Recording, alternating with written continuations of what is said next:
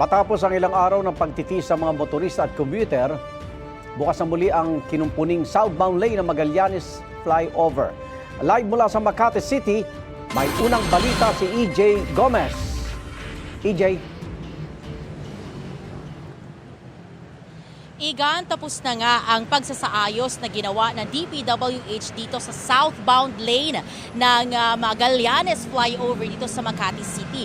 At simula ngayong araw, passable na muli sa mga motorista ang bahaging ito ng flyover.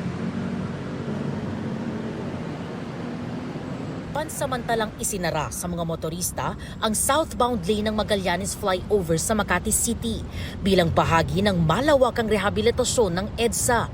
Nagsimula ang repair works ng Magallanes Flyover noong April 1 hanggang kahapon April 5. Binigyang daan ng temporary closure ang pagsasaayos ng aspalto, expansion joints at retrofitting ng flyover.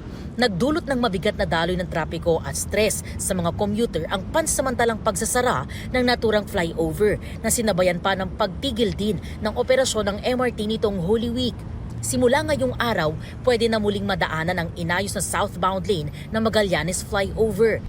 Ayon kay DPWH Secretary Vince Dizon, aabot sa 180 million pesos ang pondong ginamit ng gobyerno sa repair works dito. Sinara namin muna tong EDSA Magallanes kasi medyo safety issue to no? So, inayos lang natin yung mga joints nung flyover para masigurado na walang aberya.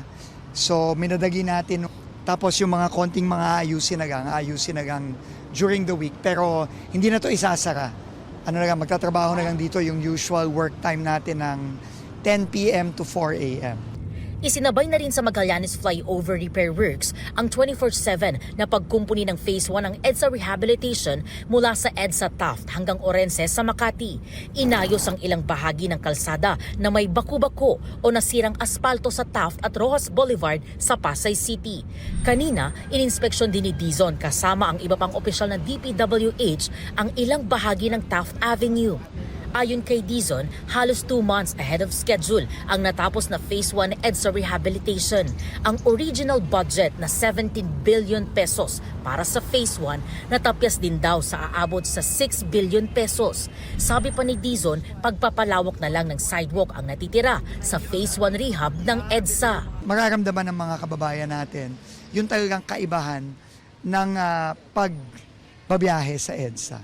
Kumpara sa pagbabiyahe dati na talagang medyo napakasama talaga, no? Sira-sira, baku-bako, no? So ngayon talagang smooth na. So ang challenge ngayon, Phase 2. Ayon sa DPWH, magsisimula ang bidding ng Phase 2 EDSA Rehabilitation mula Orense hanggang Monumento ngayong buwan at ang aktual na operasyon ay sisimulan sa Mayo.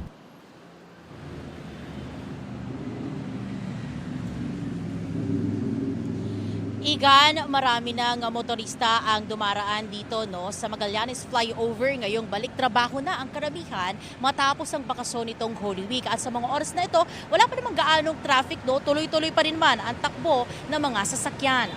Yan ang unang balita mula po rito sa Makati City. EJ Gomez, GMA News.